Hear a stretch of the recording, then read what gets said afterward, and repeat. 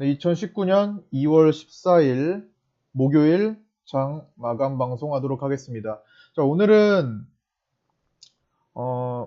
2월 옵션 만기일이었습니다. 옵션 만기일인데 사실 최근 장세가 어떻게 보면은 좀 편안한 장세라고도 생각을 할 수가 있죠. 그 기존에 이제 몇 개월 전에 펼쳐졌던 장세에 비해서는 이제 심리적으로 그렇게 압박감을 주는 장세는 아닙니다. 다만 실적 시즌이기 때문에 종목별 불안감은 조금 있을 수 있지만 전체적인 시장은 우리가 이제 그렇게 또 압박을 부담감을 느끼는 장세는 아닙니다. 어쨌든 그거는 뭐 다들 공감을 하실 거고요.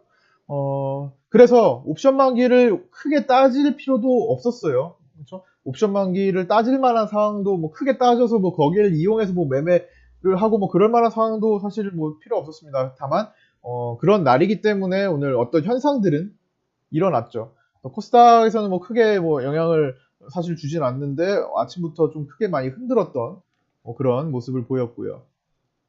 여기 보시면 그렇죠? 아침부터 조금 오르락 내리락 흔드는 모습을 보였습니다. 그렇죠? 이렇게 그러면서 결국 안정적으로 바뀌어놨고요. 좀 두껍나? 그 다음에 코스피 같은 경우는 자 보세요. 야 종가에 뭐 한 거예요? 코스피 선물하고 같이 종가에 뭐 했죠? 선물하고 같이 보세요. 이게 왼쪽이 또 왼쪽이 선물 여기 맞네 또 이렇게 보니까 이렇게 여기 보세요. 요 라인. 야, 마지막에 선물 급등과 함께 종가 3시 이후에 갑자기 솟구치게 만들었어요. 어떤 거? 삼성전자. 삼성전자가 중간에 삼성전자가 일단 코스피에서 가장 선두주자 역할을 하니까 어쨌든 가장 이제 옵션이나 선물에 가장 밀접한 연관이 있잖아요. 그래서 중간에 올라가는 파도 이거 더 지워야 되는데 중간에 이렇게 한번 이런 모습 보였죠. 이때 개인들이 잠깐 여기가 아니다. 개인들 여기서 개인들이 잠깐 고점에서 개인들이 또 삼성전자를 사는 모습이 좀 있었어요. 그렇죠? 하루짜리. 그런데 다시 아직까지는 그냥 진행되는 과정으로 또 이해를 해줘야 될 것 같아요. 그냥 아직까지는 이게 천천히 올라가는데 어쨌든 시장이 코스피가 옵션 만기까지 끌어당기는 과정, 올라가는 과정 속에서 삼성전자를 다 올려야만 당연히 지수가 움직일 수 있으니까 그 비중이 크니까요. 아마 예전 제가 계산을 했었어요. 과거에 삼성전자가 뭐 액면분할 하기 전에 300만 원 뭐 이렇게 할 때 쭉 올라갈 때 있잖아요. 과거에 그때 삼성전자가 코스피에 미치는 영향에 대해서 제가 장문에 글을 한번 쓴 적이 있었어요. 제가 나중에 기회 되면은 그 글을 거의 뭐 이제 분석글이었는데 장문의 분석글이었는데 그거를 나중에 기회 되면 한번 보여드릴 생각이고 그 글에 어떤 내용이었냐면은 삼성전자가 이렇게 과거에 이런 식으로 급등을 하면서 코스피가 당시에 시가총액이 한 2,600 이렇게 갔잖아요. 자, 이렇게 끌어올리는 동안에 과연 삼성전자가 색깔이 잘 안 보이나요? 삼성전자가 코스피에 미치는 영향력은 실질 영향력은 과연 얼마일까? 제가 요거를 한번 계산한 적이 있었어요. 실질 영향력. 그래서 삼성전자가 오늘 한 1% 올라가면은 삼성전자가 한 2% 올라가면은 코스피는 몇 포인트 정도 얼마나 올라갈 수 있을까? 얼마나 움직일 수 있을까? 떨어지면 얼마나 움직일 수 있을까? 실질 영향력에 대해서 한번 계산해 봤습니다. 어떤 식으로 따져야 되죠? 일단 코스피 전체 시가총액이 필요하겠죠? 전체 시총이 필요할 거고 그 다음에 삼성전자의 시총이 필요하겠죠. 이것만 놓고 보면 되나요? 아니죠. 나머지 코스피를 형성하는 것 중에 거의 지수에 영향을 미치지 않는 실질 영향력이니까 지수에 거의 영향을 미치지 않는 하루에도 그냥 0% 평균에 머무르는 종목 시가총액에서 일단 제외를 시켜도 될 만한 것들을 다 제거를 합니다. 그 시가총액이 또 필요해요. 거기서 이거랑 단순 영향력이 아니라 실질적으로 시가총액을 영향을 미치고 있는 종목군들을 합산해서 그 종목들 그 시총 대비 삼성전자의 영향력을 한번 계산했었어요. 이런 것도 다 제거하고. 결과는 당시에 25% 정도의 평균, 23에서 25% 정도의 실질 영향력을 갖더라고요. 20% 이상의 실질 영향력을 가졌습니다. 무슨 말이에요? 삼성전자가 10% 움직이면 코스피는 2% 이상 움직일 수가 있다는 겁니다. 상당히 큰 수치예요. 영향력이 굉장했어요. 당시에. 그래서 삼성전자 지수와 삼성전자 차트와 코스피 차트를 비교해 놓고 보면은 그렇게 닮았을 수가 없어요.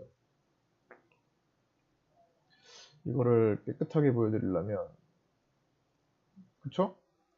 지금 요 삼성전자의 이때 흐름을 보시고, 요때 흐름을 보시고, 지금 코스피로 딱 바꿔드릴게요. 한눈에 옆에 비교하면 한눈에 비교해야 되면 되지. 오케이. 요게 지금 좀 복잡해 보이잖아요. 그러면 그냥 주봉으로 볼게요, 주봉으로. 주봉으로 요때 이게 한 주예요, 주당. 저게 한 주예요. 당연히 비슷할 수밖에 없죠. 코스피.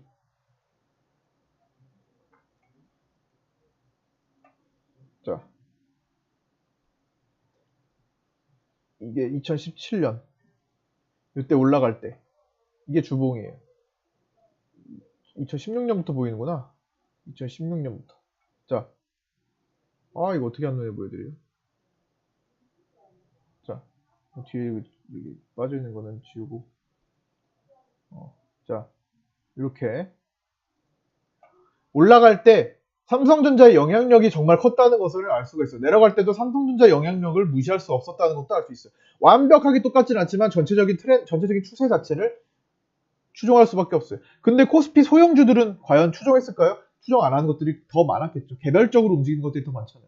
지수와 거의 유동. 이건 당연히 당연한 거죠. 시가총액이 크니까 내 돈 중에 비중이 제일 큰 게, 내 자산 전체 계좌 중에 비중이 제일 큰 게 움직일수록 내 계좌의 움직임이 가장 큰 영향을 미치듯 똑같은 거잖아요. 근데 그 영향력에 대한 건 한 25% 정도 됐다라고 생각을 하시면 됩니다. 20에서 25% 정도. 매번 조금씩 움직여. 요때는 뭐 얼마고, 요때는 얼마고, 요때는 얼마고, 막 이랬어요. 이때는 얼마고, 평균적으로 요 정도 움직였다. 그 당시에. 그 정도 생각을 하시면 되고. 어쨌든 지금 말씀드리려고 하는 것은, 옵션 만기일이지만, 최근에 옵션 만기를 그렇게 크게 신경을 쓰면서 매매를 하지 않아도 된다 정도. 어떻게 보면은 이제 아까 전에도 예전에도 한번 말씀을 드렸는데, 예전에 이제 저는 이제 골디락스에 대한 얘기를 설명을 하면서, 아이고 또 이렇게 안 해도 되는데 또 이렇게 습관적으로 해버렸어, 캡처를. 골디락스 장세에 대한 얘기를 하면서 말씀을 드렸던 거예요. 어떤 장세? 골디락스? 편안하게 미국 증시에 수년간 흘러갔던 것처럼 이런 식으로 그냥 하루에도 뭐 0.5% 올라가고 0.3% 내려가고 시장이 이런 식으로 편안하게 가는 장세. 미국 증시에서 조만간 신고가를 내고 뭐 신고가에 준하는 수준까지 올라오고 또 골디락스 장세라고 하는 장세가 펼쳐질 것이라고 하는 그 소수 의견에 동의하고 저도 그렇게 생각을 하고 굉장히 극소수 의견에 미리 동의하고 그 사유에 대해서도 말씀을 드렸어요. 지금 그렇게 되고 있는 과정이고 어쨌든 지금 우리나라 증시도 이런 형태 조금 각도가 좀 가파른 골디락스 장세라고 볼 수도 있어요. 어떻게 보면은 물론 정확한 표현은 아닙니다. 왜냐하면 지금은 그냥 반등 장세라고 보는 게 맞기 때문에 어쨌든 간에 일정 부분 편안한 장세를 그러니까 제가 말씀드리는 건 편안한 장세를 좀 보이고 있다는 거예요.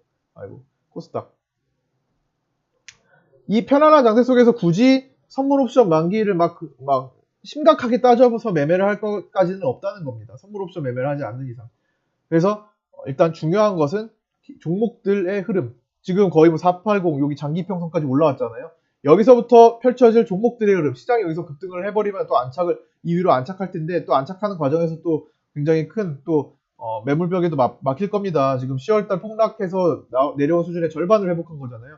여기서 이제 어떤 움직임이 또 생길 거예요. 옵션 만기일이 지나고 나면 당연히 여기서 또 뭐 출렁임이 있을 겁니다. 위로든 아래로든 어떤 변화가 생길 거예요. 지금 변화를 앞두고서 시장도 신경을 써야겠지만 아직까지 오늘까지는 종목에 더 집중을 해줄 필요가 있었다는 거고 시장은 좀 생각보다 편안한 장세가 펼쳐졌습니다. 이제 나중에 이 이후의 일은 변동성이 좀 생길 거예요. 지금 최근에 변동성 지수가 많이 내려와 있는데 변동성이 또 단기적으로 또 생길 수가 있습니다. 그게 내려갔다가 다시 내려가서 골디락스를 만들 수 있어요. 내려가서 이제 차분히 이제 각도를 죽이고 움직이는 장세가 펼쳐질 수 있습니다. 내려가서 만들든지 아예 그냥 올려놓고 흐름을 만들든지 여기서 내려가서 이런 장세를 만들든지 둘 중에 하나가 펼쳐질 겁니다.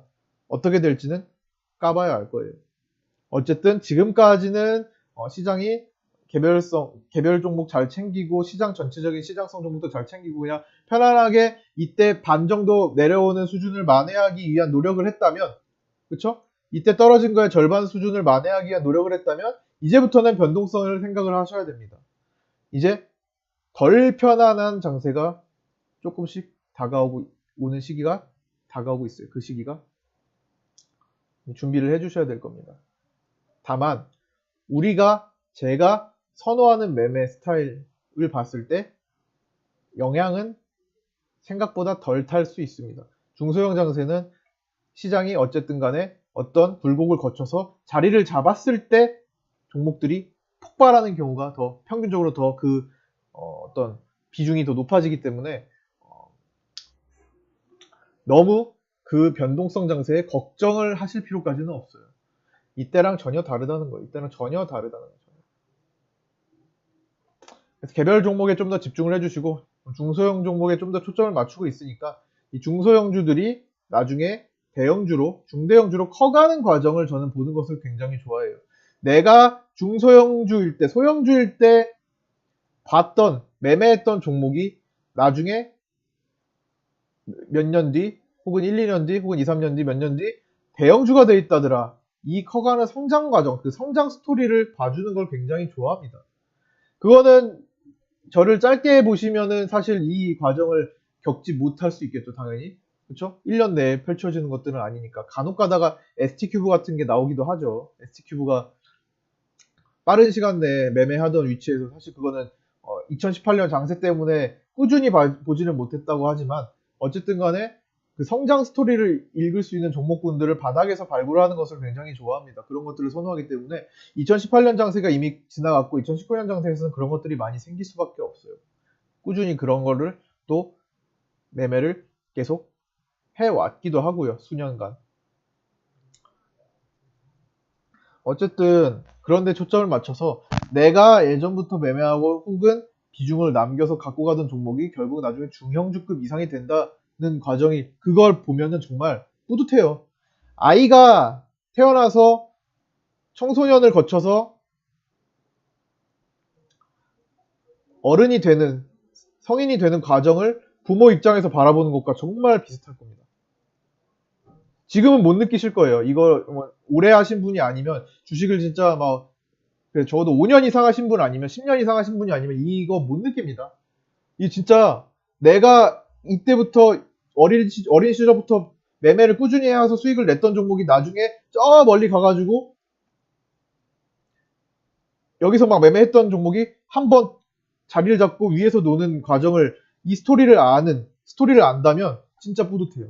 그리고 자신감 있게 여기서도 매매를 할 수가 있고 혹은 내가 끝까지 보유했다면 여기서 좀 비중이 있어가지고 보유했다면 잘라내면서 여태까지도 가지고 배당을 받으면서 지낼 수도 있습니다.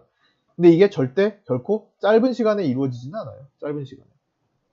그래서 중요한 거는 여기서 또 말씀드리려고 하는 거는 절대 짧게 주식을 뭔가를 승부를 보려고 하지 마세요. 긴 싸움입니다. 지금 1, 2년 정도 하고 멈추실 분 안 계신다. 거의 90% 정도는 1, 2년만 하고 멈추실 분은 안 계시다고 봅니다. 거의 90% 정도의 이제 주식을 이제 급등을 경험하거나 상한가를 막 경험하고 막 소름 돋는 일들을 경험해 보신 분들은 열에 9분 정도는 1, 2년 정도 하다가 멈추실 분들이 아니라 10년 뒤에도 주식을 하고 계실 것이고 30년 뒤에도 하실 것이고 50년 뒤에도 하실 거예요. 제가 알아요. 요거는 우량주만을 건드신 분들하고는 다 달라요. 급등주를 경험을 하시고 세력주들을 경험을 하셔서 그 맛을 많이 느껴보신 분들은 이렇게 오랜 기간 주식에서 벗어나지 못하실 겁니다. 이왕 이렇게 이게 사람이에요. 이게 사람의 어떤 심리와 연관이 되어 있기 때문에 못 끊어요. 못 끊어요. 사람 게임을 끊기 어렵듯이 담배를 끊기 어렵듯이 못 끊습니다. 그럼 이왕 이렇게 하게 된 거 더 배우고 더 계좌 관리를 더 잘해서 계좌 관리도 좀 하고 그렇죠? 조금 더 나은 상황에서 이왕이면 더 잘할 수 있는 매매를 하는 것이 좋을 것 같아요. 좀 더 안전하고 좀 더 길게 갈 수 있게 계속 그렇게 해나가시는 게 좋을 것 같습니다. 어차피 길게 하는 거면 어차피 내가 못 끊을 거라고 그거는 본인 스스로 아실 거예요. 아, 나 이거 못 끊을 것 같아. 돈 벌어본 것도 있고 잃었던 거 있으면 좀 찾아와야 될 것도 같고 와, 그 기분 내가 느껴봤고 갑자기 막 폭등하는 기분도 느껴봤고 그거는 스스로 아실 거예요. 그렇게 되실 것 같다면 초반부터 기초공사를 잘 해두시는 게 좋을 겁니다. 첫 1, 2년 때, 첫 1, 3년 이내에 기초공사를 잘 해두셔야만 올바른 약간 이제 좀 편법을 쓰는 매매나 이런 거 말고 아니면 진짜 운 좋아서 먹는 매매 이런 거 말고 계획적으로 만들어 먹는 매매를 위주로 하시고 천천히 기초공사를 잘 해두셔야만 나중에 고생 안 하고 장기간 이걸로 벌어먹는 상황도 생길 수가 있어요. 다른 일을 안 하셔도 자금이 생기신다면 나중에 은퇴를 하신 분들은 은퇴 자금으로도 평생을 이제 걱정 없이 사실 수도 있습니다. 근데 자꾸만 추격하고 그런 거 좋아하고 하시면 사실 게임밖에 되지는 않을 것 같아요. 언젠간 한 방에 무너질 수가 있어요. 장세가 편안함에도 불구하고 무너질 수가 있어요. 그러지 마시고 비중 잘 분산해서 내 계좌를 내 자식을 키운다는 생각으로 하시는 게 참 좋을 것 같아요. 이게 저는 항상 강조를 하지만 자꾸만 처음 들으시는 분들도 계시고 하기 때문에 그때 그리고 별다른 생각을 안 하셨던 분도 계시기 때문에 자꾸만 틈틈이 반복을 해드려요. 이런 관점에 대해서는 중요한 내용이라고 생각합니다. 이렇게 생각을 하시고 오늘 뭐 계획에는 없었는데 하다 보니까 또 이런 3,000%로 또 빠져버렸어요. 어쨌든 뭐 옵션 만기라고 골디락스 장사하고 뭐 이것저것 얘기하다 보니까 또 계획이 없는 얘기를 또 해버렸습니다. 그러나 언제나 중요한 얘기입니다. 언제나 중요한 얘기니까 꼭 반드시 기억을 하시고 보시고요. 계좌 관리 철저히 하시고요. 수익금이 나면 수익금만큼 내가 내 계좌에서 힘들고 심리가 안 좋았던 종목 그 금액만큼 자꾸만 잘라내시고 현금을 또 프레시하게 만들어서 또 종목 새로 돌리시고 하셔야 됩니다. 굳이 특별하게 그런 사인이 없으셔도 자동으로 그거는 내 습관이 되어 있어야 돼요. 중요한 얘기입니다. 그래야만 심리를 자꾸 컨트롤해서 더 좋은 상황을 만들고 더 좋은 상황을 만들어갈 수 있어요. 수급은 코스닥이 300억 가까이 매수, 코스피에서 삼성전자가 급등하면서 삼성전자에서 대부분의 대거 매도가 나오면서 개인들이 많이 팔았습니다. 2천억 가까이. 수급은 뭐 옵션 만기에 이런 흐름 보였다는 거. 최근에 자주 나오던 현상들이었으니까요. 자, 종목은 대북주들이 전체적인 조정을 거쳤는데 마지막 2월 마지막에 이제 2차 북미회담의 그 모멘텀을 남겨둔 상태에서 한 번 더 파동을 줄 가능성, 모멘텀이 살아있기 때문에 한 번 더 파동을 줄 가능성도 좀 있습니다. 그래서 좀 너무 낙담하지 마시고 뭐 대북주들이 좀 오늘 며칠 조정받았다고 해서 이거 끝난 거 아니냐라고 또 너무 그렇게 부정적으로 생각하실 필요도 없어요. 아직까지는 모멘텀이 살아있으니까. 하지만 마지막에는 이제 뭐 끝을 내려갈 수도 있어요. 그건 이제 당장 판단할 내용은 아니고 이제 마지막 주에 가면서 판단할 내용이에요. 이거 정상회담 날짜 다가오는데 자꾸만 뭔가 틈을 안 준다 하면은 요거 요 정도로 마무리되려나 보다. 그럼 그때에서 끊어주시면 되지만 지금 판단하기는 조금 성급하지 않나 싶습니다. 아직 물량도 뭐 크게 터진 것들도 많이 없고 예를 들어 뭐 인디에프처럼 뭐 대주주가 매도한다던가 뭐 이런 일들이 생기면 모르겠는데 일반적으로는 아직 그 정도까지는 나오지 않았어요. 이런 현상이 발생하면 팔아줘야겠죠. 대주주가 매도했다면 같이 도망가줘야 됩니다. 대주주가 차익 실현하고 떠난 거면 일단은 얘가 여기서 아무리 더 간다고 한들 일단 같이 끊어주는 게 맞아요. 왜? 수많은 선택지가 있는데 뭐하러 대주주 주인이 판 거를 주인이 버린 거를 뭐하러 우리가 거기서 매달려 있어요. 그렇죠? 관리할 주체가 나가버렸는데 세력이 판 이탈 거래가 나왔다든가 대주주가 팔았다는 것은 우리도 같이 거기서 매달려 있으면 안 된다는 것을 반드시 생각을 하셔야 됩니다. 자, 오늘 이 정도로 마치도록 하겠습니다. 수고 많으셨고요. 내일은 또 금요일이네요. 내일 또 한 주 마감 잘 해보도록 하겠습니다. 수고하셨고요. 내일 뵙도록 하겠습니다.